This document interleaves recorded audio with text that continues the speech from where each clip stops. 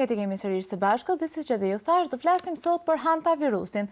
Një virus i cili ne e dëgjojmë tani për herë të parë, si pasoj e thjesht një udhëtimi që supozohet ishte një udhëtim i zakonshëm turistik me kroqer, por që në fakt është shndërruar në kryefjalën e të gjithë portaleve dhe bisedet e të gjithë njerëzve kohëve të fundit.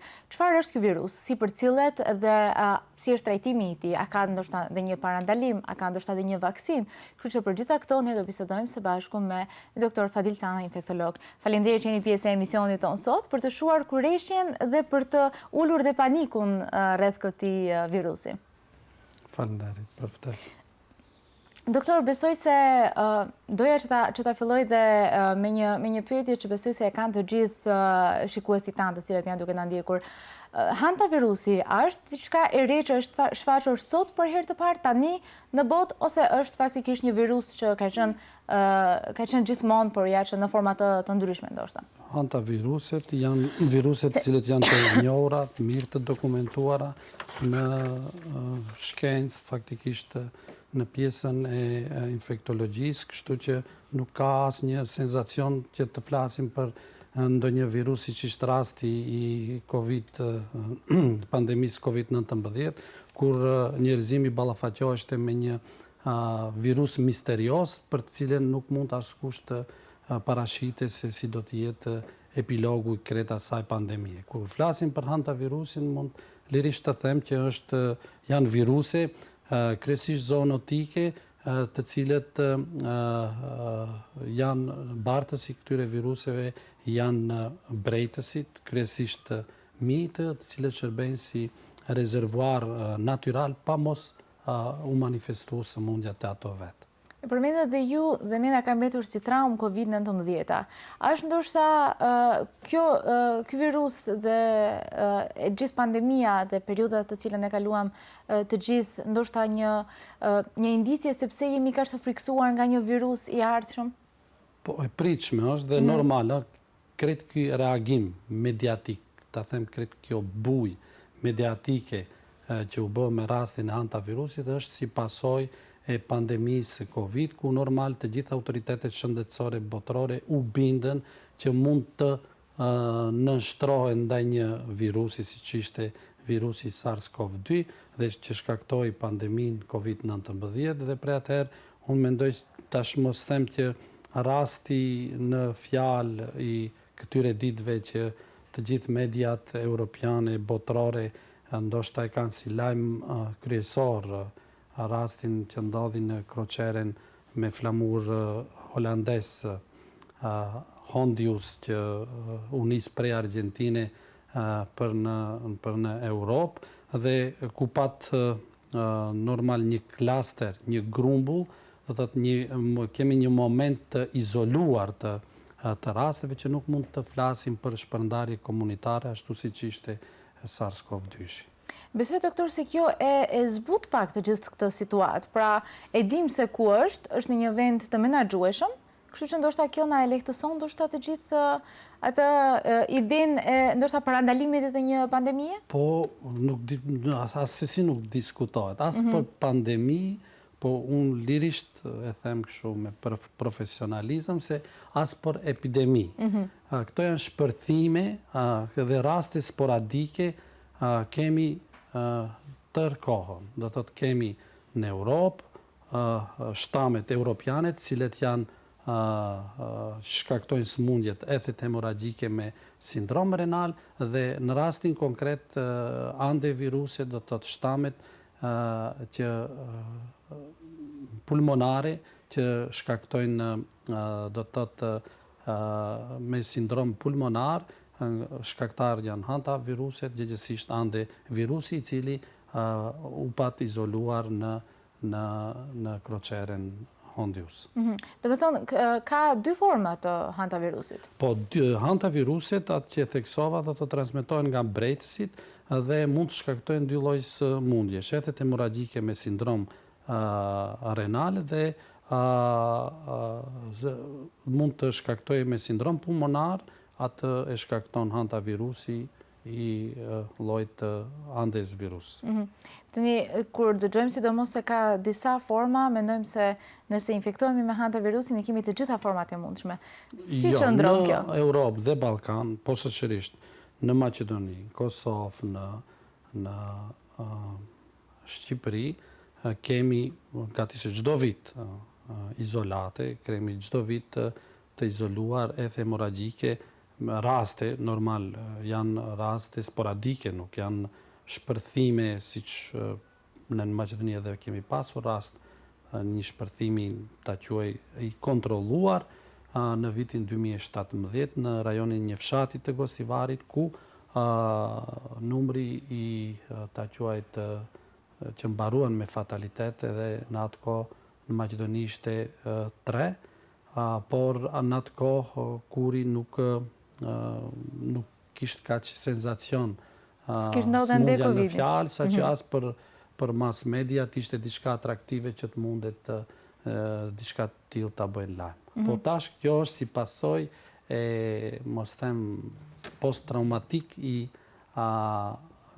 pandemisë COVID-19 që mediat reagojnë me kaq buj, ndoshta pak edhe egzagjerojnë rastin, por është mirë që me ndihmën e mediave sensibilizohen edhe autoritetet shëndetësore të gjithë vendeve dhe reagojnë. Reagimi tash është më i shpejt, më në kohë dhe sendet vendohen në kontroll. Ajo që pata rastin edhe sot të informohem nga qendra për parandalimin dhe kontrollin e sëmundjeve, qendra europiane e CDC, do të thotë ajo me 18 maj kroqeria është e ankoruar në Rotterdam të Hollandës, ku normal i nënshtrohet një procesi të izolimit, dezinfektimit, pastrimit të asaj dhe normal që të gjithë rastet, nga të cilat 9 nga 11 raste, 9 janë të konfirmuar me sindromin pulmonar Andes, 2 janë në monitorim, ende 2 pasagjer, ndërsa atë që dihet deri tash, se ka 3 raste që kanë mbaruar me fatalitet. Doktor, në rastin që përmendët ju në 2017, në cilën formë ka qenë hantavirusi i pranishëm në vendin tonë? Ai lloj ishte edhe hemorragjike me sindrom renal, se edhe ajo din të manifestoj sëmundje të rrezikshme për jetën dhe në atë rast normal të asaj kohe, pasi që ajo që dihet botërisht është për viruset nuk ka ndonjë trajtim specifik, por ka vetëm mbështetje suportive, posaçërisht nëse menaxhim, do të thotë kujdes intenziv për ato pacient, në rast se manifeston simptoma më të rënda. Ai rasti 2017 ishte se vonë u paraqitën për trajtim u diagnostifikuan me vonesë, pasi që normal fillimisht të gjithë, mos them shumica, mos them të gjithë, por shumica e viruseve kanë një simptoma specifik, të cilën ngjasojnë në simptomat e një flame të lehtë, një gripi, dhe aty bëhet ajo mos them ngatrimi i simptomave, parasysh se normal nuk mund të gjithë të marrin anketë epidemiologjike të thukte të saktë që të mundet të vi deri të bëhet distinksioni se valla bisedohet për një flam apo grip sezonal, apo bisedojmë për diçka e cila mund të agravoj dhe mund të shkakton një sëmundje shumë më të rëndë. Doktora, mund të themi se pas Covidit, ndoshta dhe klinikat infektologjike, jo vetëm në Shkupër, gjithandej janë ndoshta më të kujdesshme kur vjen dikush me simptoma për të gjetur diagnozën e saktë dhe virusin e saktë të cilët ata mendojnë se mund të jenë të infektuar?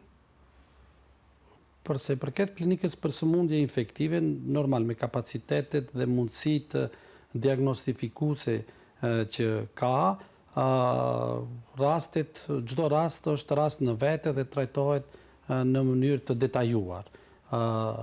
Diagnostifikohet paraprakisht e pastaj normalisht që i nënshtrohet procesit të trajtimit.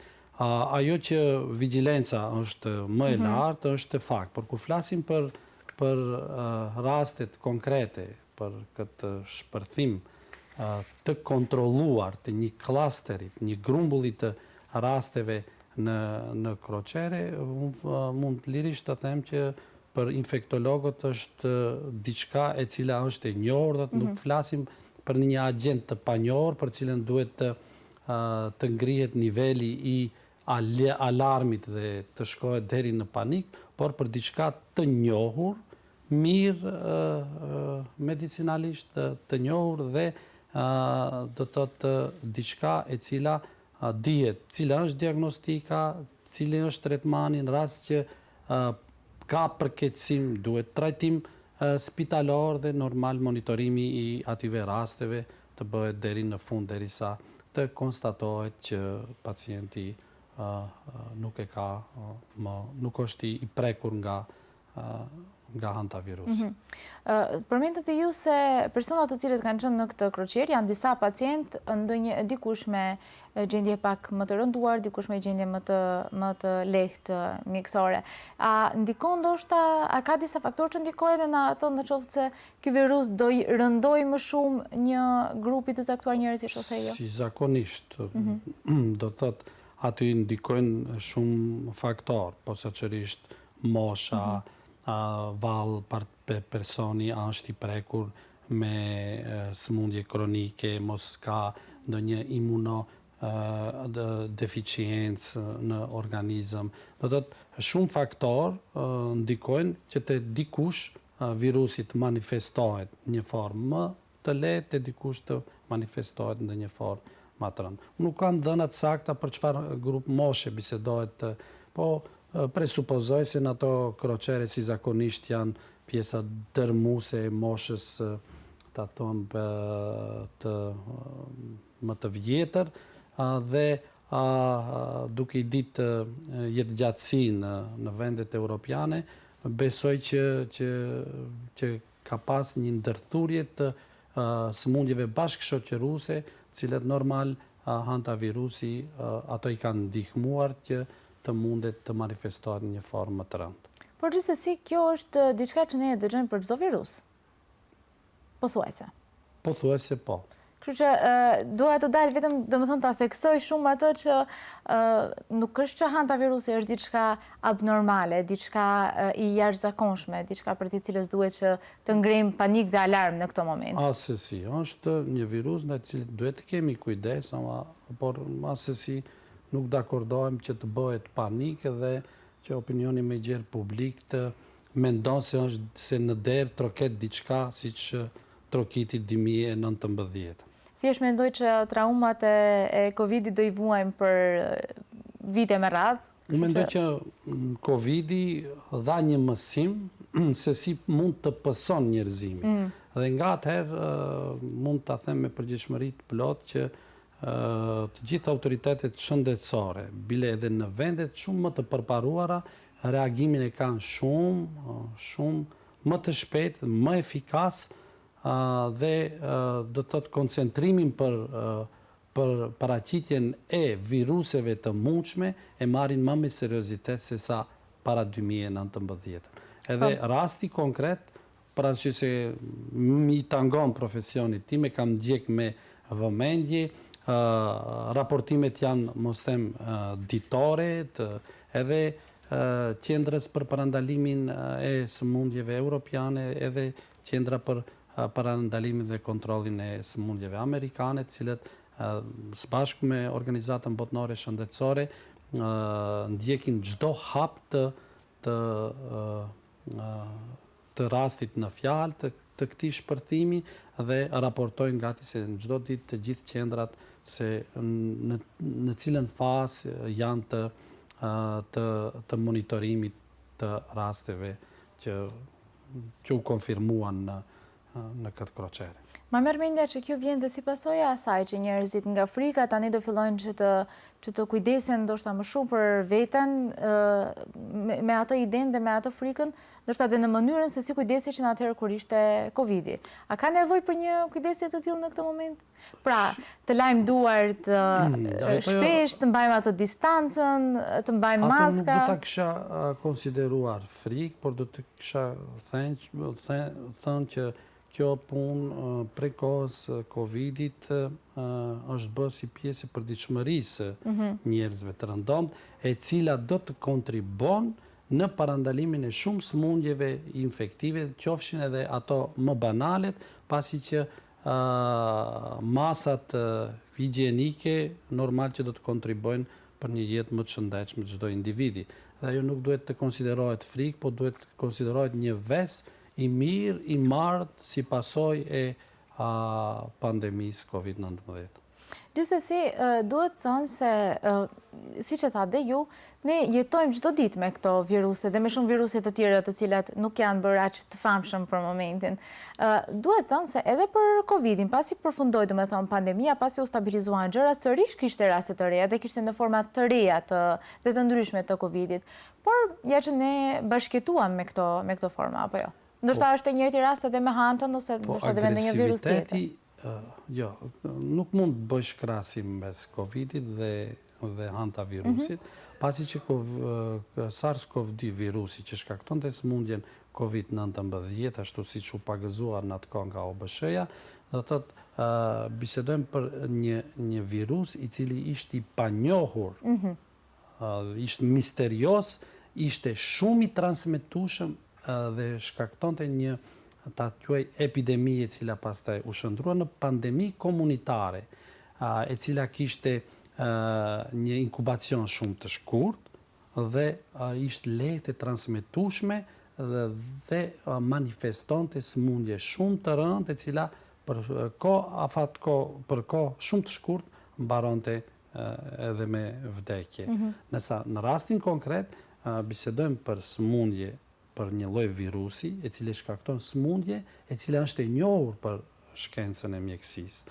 Dhe i cili virus për të transmetuar prej njeriut në njeri, gjasat dhe probabiliteti është pothuajse, mos them zero, për arsye se ekziston biologjikisht, por epidemiologjikisht ajo që transmetohet në media është informacion i pasakt, pasi që edhe në rastin konkret të hantavirusit që shkakton sindrom pulmonar, transmetueshmëria është e konstatuar që mund të jetë interhumane prej njeriu në njeri, por inkubacioni është shumë i gjatë.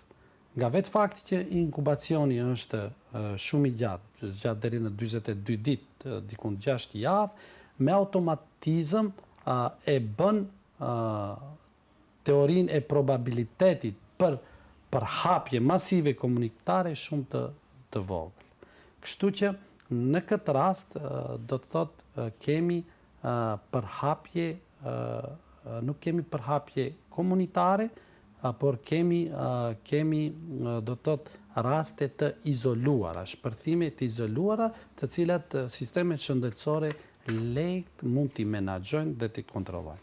Meqense jemi tek transmetimi, si mund të transmetohet nga qoftë tek mind, tek njerëzit? Po, atë që thash mind, gjithsesi brecit, janë rezervuar natyral, të cilët nuk preken nga hantavirusi, po normal nëse vim në kontakt me grimcat të cilët janë të infektuara nga brecit, qoftë nga urina, nga feqet apo nga sekrecionet e brecëve, do të thotë materialet gjithsesi gjërat ushqimore të cilat janë të kontaminuara, kanë qenë të deponuara në vende ku ka shumë bretës, dhe në atë formë ato mund të vinë do të thotë deri në kontakt me njeriu, dhe kjo është mënyra e përdoftuar mjekësore se si mund të transmetohet hantavirusi te njeriu. Po në rastin konkret kishim rast ku supozimi është që mund të transmetohet prej te njeriu te njeriu. Por Andes virusi, i cili shkaktron sindrom pulmonar, duhet shumë gjatë kontakt. Do të një kontakt i prolonguar. Nuk flasim për kontakt 1 orë, 2 orë. Flasim për kontakt shumë të gjatë që të mundet. A duke pas parasysh se ania është një ambient i mbyllur, kroqerja është një ambient i mbyllur, i cili për disa javë nuk ke ku i hikën, atëherë normal që teoria është, do të thotë, dhe supozimi në fakt është i mundshëm pasi që ke kontakt të stërzgjatur. Dhe në ato raste do të thotë kemi krejt ai udhtim disa javor, kemi vetëm 9 raste të konfirmuara, nga të cilët 3 supozohet që si pasojë e përdëftimit të Andes virusit kanë mbaruar me fatalitet. A do të thotë kjo se ndoshta dikush që ka për shembull bodrume dhe mund të ketë minj aty brenda, të ketë frikën se ndoshta mund të infektohet në këto moment nga hantavirusi? Po, në rast se fëmijët janë të infektuar. Do të parakush duhet jetë që breci, gjithsesi në rastin konkret fëmijët të jenë të infektuar me hantavirus. Prandaj kujdesi dhe masat e parandalimit gjithmonë duhet të jenë ajo që sendet që miren nga një botrum ku supozohet që mund të ketë, duhet mirë të lahen, do të paraprakisht jo gjithçka që preket pastaj mund të vjen në kontakt me mukozat e trupit që mundet të përçohet sëmundja. Ajo e mundshme, por kur flas për Ballkanin, flas për rajonin, Maqedoninë, Kosovën, Shqipërinë, atëherë lirisht mund të thuhet se këtu është dominante hantavirusi që shkakton sëmundjen e etheve hemoragjike me sindrom renal, e cila është më pak e rrezikshme se sa hantavirusi që shkakton sindrom pulmonar, gjithsesi andevirusi, i cili është më shumë i pranishëm në kontinentet amerikane se sa në Europë. Do të thënë këtu tek ne është shumë më pak kjo si çdo vit edhe në Europë, atë që them ethet hemoragjike me sindrom renal janë të pranishme gati se çdo vit. Edhe në klinikën për sëmundje vit. Tash nuk du të tingëllon kjo që të shkakton panik, ne trajtojmë raste në korelacion me klinikën e nefrologjisë, raste të cilët konstatohet që ka hantavirus edhe normal që trajtohet në kombinim infektolog, nefrolog, pasi që kur agravon rasti të ato persona ndodh ajo forma më e rëndë dështimi i veshkëve dhe ato do duhet t'i nënshtrohen edhe dializës, kështu që në kombinim me infektologët dhe normal nefrologët trajtojnë nga si se çdo vit kemi rastit të dokumentuara, po normal nuk janë për pompozitet. Edhe nuk duhet që çdo pacient të regjistrohet dhe të publikohet që sot kemi një rast. Jo, ato krejt pacientët janë të dokumentohen. Jo, e kanë fjalën në media, nuk ka nevojë që të bëhet një lajm që sot në klinikën e infektologjisë në Shkup kishte 2 raste të reja, ndërkohë ajo mund të ndodhë. Ato janë raste sporadike të rralla, rasti ma të them i një shpërthimi i cili kishte për masa dhe fatalitet është rasti 2017-ës, ku patëm rast që 3 persona faktikisht mbaruan me fatalitet, të një familje. Dhe kjo do të thotë shumë, se kanë qenë domethënë të një familje, domethënë kthehemi sërish te ajo që kontakti mes tyre. Po edhe atë nga depistimet epidemiologjike të bërë të kohës u konstatua që ato kanë pas kanaçe, të cilat kanë pi, i kanë pas të deponuara afër një stale, e cila normal është ka pas mi, pas e u konstatu nga gjithë to inspektoratet të cilët dolën në teren dhe Instituti Epidemiologjik që ka pas shumë mbretës gjithësisht minj.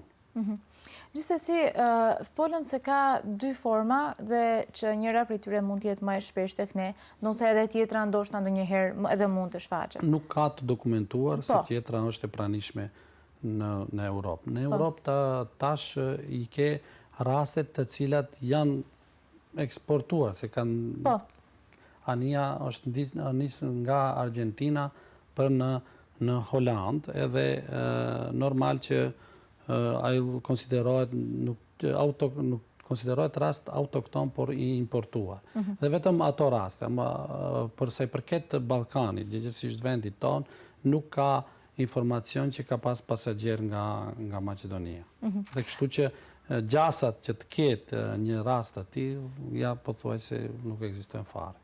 Dhe kjo besoj se do i qetësoj pak të gjitha ata të cilët janë duke na ndjekur, sepse besoj se ajo frika e bën vetën. Gjithsesi, doktor, do doja që të na sqaronit më tepër se cilat janë simptomat e hantavirusit. Ajo që theksova fillimisht në fazë parë janë simptomat jo specifik të përgjithshëm. Si që është temperatur, lodhje, mialgji, dhe dhimbje muskush, posaçërisht dhimbje shpine, dhe në rast, ajo fazë e parë është ajo e cila nuk mund të bëhet distinkcionja. Bisedojmë për një flam të thjesht, një grip sezonal, apo bisedojmë për hantan.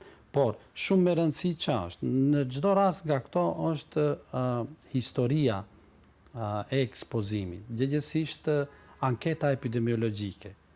Ajo që e bën distinkcionin është nëse pacienti na tregon që është një fermer, është një blegtor, është një kopshtar, i cili punon dhe është në kontakt me brejtës. Nëse jepet ai informacion, se nëse thuhet që ai rin tankos në zyrë dhe ka këto, gjasat që të ketë hantan janë gati se zero. Rasi nuk na thot ai që ka qenë në fshat dikundi, ka qenë në hapësirë të hapur ku ka prek apo ka bërë diçka në cilën ka histori, gjithsesi ka të dokumentuar nga anketa epidemiologjike se ka qenë në kontakt me brejtësit, apo ka lëvizje brejtësish në atë podrum, apo ta quaj depo, atëherë ajo me automatizëm e kakson mënyrën se tash çdo kush i ka këto simptoma jo specifik nuk mund të testohet për hantavirus. Duhet të kemi anketë epidemiologjike, ashtu e quajmë na infektologët, pozitive, se ka qenë një ekspozut ndaj brejtësve, atëherë duhet që pacienti të diagnostifikohet, gjithsesi bëhet evoluimi në drejtim edhe të hipotetikisht edhe të sëmundjes së hantavirusit. A ka ndoshta një shenjë e cila duhet të jetë shenja që do e çoj këtë pacient të mendoj duhet të shkojë në spital dhe t'ia tregojë ndoshta mjekut? Rastet me sindrom renal, ajo që shifet do të thotë nga laboratoria e një pacienti i cili ka këto simptoma jo specifik të një flame, gjithsesi një gripi, ajo që shihet është do të thotë kemi ndryshim në trombocitë, gjithsesi pllakat e ngjizimit të gjakut, kemi ulje të tyre, kemi rritje edhe dy parametrave tjerë renal, dhe ajo mund të jetë një alarm i cili pacienti ka ende temperaturë, ethe, do të thotë nuk ka përmirësim, po ka përkeqësim, është shenjë që pacienti duhet të dërgohet, të udhëzohet në nivele më të larta shëndetësore nga mjekësia primare, sekondare, që të arrijë edhe në atë terciare në klinikën universitare për sëmundje infektive, ku normal nga përvoja, dia që kemi për atë punë shpejt mundet ta diagnostifikojmë, bisedohet për rast të tillë apo bisedohet për diçka tjetër. Cili do ishte trajtimi në këtë rast? Pikërisht edhe kjo është problemi i mjekësisë në përgjithësi dhe të gjithë sistemeve shëndetësore, pasi që për shumicën e sëmundjeve virale nuk ekziston një trajtim fiks. Gjithsesi trajtim specifik. Do ta jap këtë ilaçin, do e pish dhe dëshirohesh, nuk ka. Dëshirohesh. Edhe në rastin e sëmundjeve që i shkakton hantavirusi, do të thotë nuk kemi një antivirotik konkret, nuk ekziston. Jo te na, po askund botë. Por trajtimi bëhet me monitorim, gjithsesi në rast të agravimit të simptomeve, bëhet ajo quhet të trajtim suportiv, gjithsesi në mbështetës, ku normal që një pacient i tillë në rast se i dështojnë veshkat, trajtohen veshka, në rast se ka problem me gjakun, trajtohen me transfuzione të gjakut. Dhe normal që ndiqet si rast. Por edhe vetë fakti ata quaj cikli, evoluimi i sëmundjes ka një periudhë kohore të caktuar. Rastet konkrete, kur flasim për një inkubacion shumë të gjatë, normal që pas manifestimit të klinikës, gjithsesi të shenjave klinike, atëherë kemi edhe një periudhë të cila duhet me trajtim suportiv intenziv pacienti të ndiqet dhe normal kur e kalon atë fazën kritike, pastaj fillon rikuperimi, i cili normal shkon edhe disa ditë dhe në fund pacienti normal që del i shëruar. Ne gjithmonë tani kur dëgjojmë këtë fjalën virus, mendojmë se duhet që të imunizohemi. A ekziston një vaksinë për hantavirusin dhe a ka nevojë për një vaksinë për hantavirusin? Ajo që është shumë e rëndësishme edhe për hantavirusin nuk ekziston. As parandalim, as shërim specifik. Nuk ka as vaksinë për hantavirus, por nuk ka as ilaç konkret për hantavirusin. Po, personat të cilët janë në kontakt të vazhdueshëm me brejtësit, le të themi personat, njerëzit të cilët punojnë në fermë, çfarë duhet të bëjnë që të kenë kujdes të shtuar ndoshta, që të mos infektohen? E dim që brejtësit si zakonisht i frekuentojnë podrumet e ndryshme, depotet e ndryshme. Ato personat të cilët janë të ekspozuar, normal që duhet të kenë shumë kujdes. Duhet bëhet në rast se hyjet apo duhet pastrohet një depo, një kasol, apo duhet para të ajroset vendi. Asesi nuk duhet do të bëhet ajo fshirja, pastrimi i thatë që quhet, apo të përdoren diçka e cila thithse e pluhurit, për arsye se ajo ja aerosolizon ato grimcat, edhe hipotetikisht nëse ekzistojnë, dhe atëherë vjen në kontrakt. Është mirë që të jetë me mask, me doreza, që në këtë formë të parandalon që të mundet të vjen në kontakt, edhe sikur të ekzistojnë ato hantaviruset në ato grimcat, mos vjen në kontakt me ato. Dhe normal që ajo që pritet të bëhet, mos bëhet në formë thatë, por paraprakisht të dezinfektohet vendi, por pastaj të pastrohet.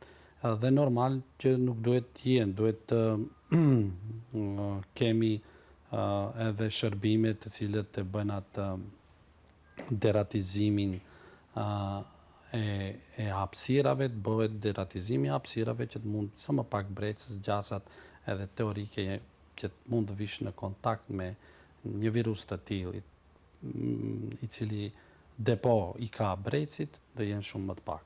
Nga jo çfarë po kuptoj për gjatë kësaj bisede është fakti se nuk ka nevojë për gjithë këtë panikëqemi duke e bërë. Asesi. E përmendët e ju dhe doja të ndalesha pak tek mediat, portalet, sepse ne më shumë ju besojmë atyre sot një portali në Facebook që e shohim se sa një mjeku nëse na thot diçka.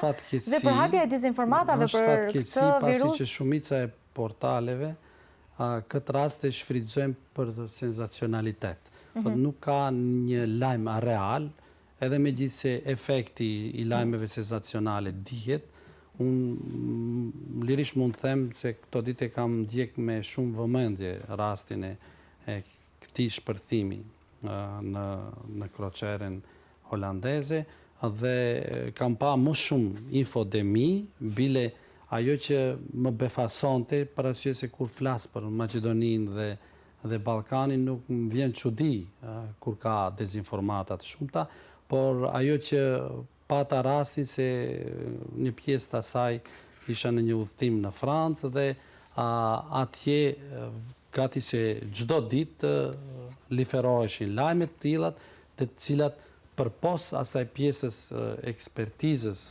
mjekësore, pasi që ato janë me një standard krejtësisht ndryshe, po edhe atje shifja se vetë titujt janë aq bombastik, sa që nuk kanë në esencë lajmin apo qëndrimin e ekspertëve të lëmis për këtë çështje, po sa është ajo mediatik që të sensibilizohet populata se ka një rrezik. Ja, për shembull, pata rastin në TVP-s të Francës të shoh se 22 raste mbritën në kroqere ka pas pasagjer nga 25 vende të Evropës. Edhe kur e jep lajmi se 22 raste u mbritën në Francë, veç bën infodemi, nuk tregon se ato janë 22 raste që monitorohen. Kur thua monitorohen në mjekësi, për atë që e merr vesh problematikën, me automatizëm nuk thuhet që janë të infektuar, por monitorohen, që është normale në kohën e sodit, dhe kur flasim për sisteme të tilla të përparuara shëndetësore, ato patjetër e kanë të monitorohen. Ajo që thash në fillim, se inkubacioni është shumë i gjatë, din të shkon deri në 6 javë, atëherë ato patjetër të monitorohen, se ajo është një parakusht që mund të ndërpritet transmetimi komunitar nëse hipotetikisht mund të transmetohet ky lloj virusi i detektuar në kroqere nga njeriu në njeri, gjithsesi të ketë një transmetim interhuman. Lajmi kur thuhet që bisedohet për 22 raste, publiku si e kupton, 22 janë të infektuar, tash presim se sa do vdesin nga këta. Kjo është vetëm fillimi. Kjo është vetëm fillimi.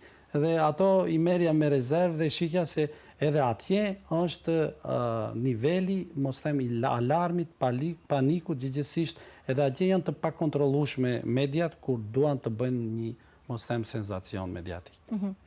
Doktor, ne do e bëjmë një shkëputje shumë të shkurtër publicitare për momentin, edhe do rikthehemi me njëherë pas pak me disa pyetje të cilat kanë parashtruar njerëzit për ju. Kështu që me njëherë pas një hapësirë të shkurtër publicitare rikthehemi me rubrikën tonë Pyet mjekun. Jetë kemi sërish së bashku dhe siç edhe ju thash, është koha tani për të pyetur mjekun, pyetjet të cilat ja keni drejtuar vetë ju. Doktor, disa pyetje që kanë ardhur pranë redaksisë tonë në rubrikën tonë të përjashme Pyet mjekun, lidhur me hantavirusin janë: kam temperaturë, lodhje dhe dhimbje në muskuj prej 2 ditësh. Si të dalloj nëse është grip i zakonshëm apo diçka më serioze si hantavirusi? Kjo pyetje besoj se tani ju vjen aq shpesh këtë periudhë. Vetë fakti që ka simptoma jo specifik, në këtë rast shumë me rëndësi dhe thelbësore është ajo që theksova më lartë. Historia e ekspozimit, gjegjesisht anketa epidemiologjike pozitive. Në rast se i ka këto simptoma jo specifik, cilët tangojnë një gamë më të gjerë të sëmundjeve infektive, historia e ekspozimit do ishte një indikacion shumë i fort që në çfarë drejtimi të mundet të fillimisht të diagnostifikohet e pastaj të trajtohet. Do të thotë, a ka qenë në kontakt me brejtës, a jeton në një vend ku mund të ketë ekspozim ndaj sekrecioneve të brejtësve, apo në ndonjë ka pastruar paraqitjes së simptomave një periudhë gjatë, a ka qenë në kontakt me depo ku ka pas brejtës shumë, do të thotë ajo që është kyçe në rastin konkret do të jetë historia e ekspozimit, gjegjesisht anketa epidemiologjike, e cila në rastin është pozitive, atëherë duhet të shkon në një nivel më tjetër të diagnostifikimit, e cila është klinika për sëmundje infektive. Pyetja tjetër thot, jetojmë pranë lumit dhe shpesh kemi minj në obor. A mjafton vetëm prania e tyre për rrezik apo duhet kontakt direkt? Prania e tyre me automatizëm nuk do të thot, pasi që mi ka gati se gjithkund.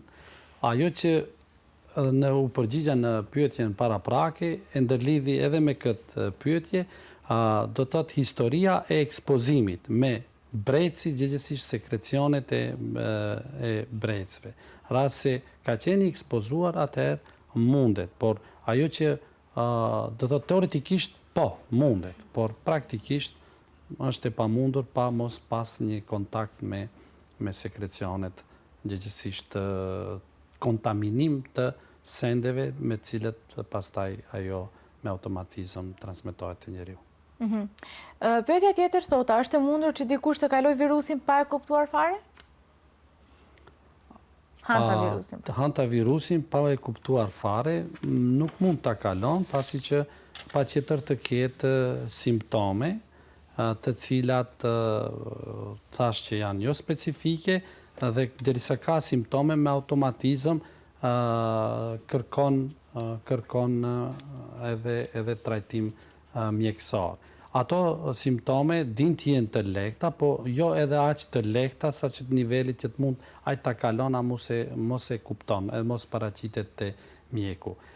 Kur paraqitet te mjeku, rast se bisedohet për hantavirus, qoftë edhe ai lloj që shkakton, ajo shtam që shkakton sëmundjen e etheve hemoragjike me sindrom renal, shifet një ndryshim në pasqyrën e thjeshtë të gjakut, sa që ajo është alarm për mjekun am që të mund ta dërgon në instanca tjera. Edhe megjithse forma ta quaj klinike është e lehtë, ato pacientë si zakonisht mbarojnë deri në klinikën për sëmundje infektive, ku përsëri ecuria e vetë sëmundjes llogaritet e lehtë, por është në monitorim të profesionistëve adekuat për këtë sëmundje.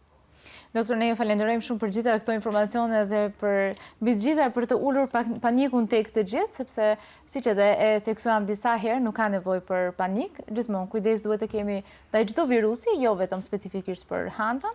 Kështu që ju falenderoj shumë që ishit pjesë e emisionit tonë sot. Ajo do ishte edhe porosia ime e fundit për këtë emision, që duhet kemi kujdes, vigjilencë të shtuar, por asesi nuk ka hapësirë për panik.